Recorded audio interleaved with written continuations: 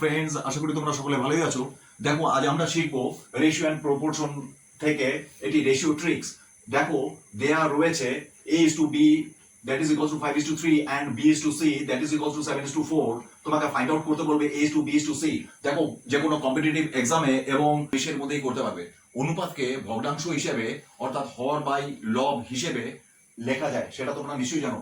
5 is to 3, দেখো 5 is to 3 কে তুমি 5/3 লিখে নাও, একটু গ্যাপ দিয়ে b is to c K 7 is to 4 লিখে নাও, 7/4।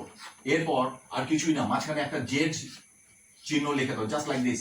তাহলে এই যে মুভমেন্টটা, এই মুভমেন্টটা ওয়াইজ তুমি গুণ করে দাও। দেখো 5 7 35, 3 7 21, 3 4 12। Complete your answer. এত সহজেই তুমি নিমিশে করতে পারবে। আশা করি এই ট্রিক্সটি খুবই ভালো লাগলো। অবশ্যই মনে রাখবে, প্র্যাকটিস করে নেবে। কেমন লাগলো একটু কমেন্ট সেকশনে জানাবে। একটু ভালো লাগলে অবশ্যই বন্ধুদের মধ্যে একটু শেয়ার করে দিও, সাবস্ক্রাইব করে পাশে থেকো। Thank you so much. আবার দেখা হচ্ছে খুবই তাড়াতাড়ি।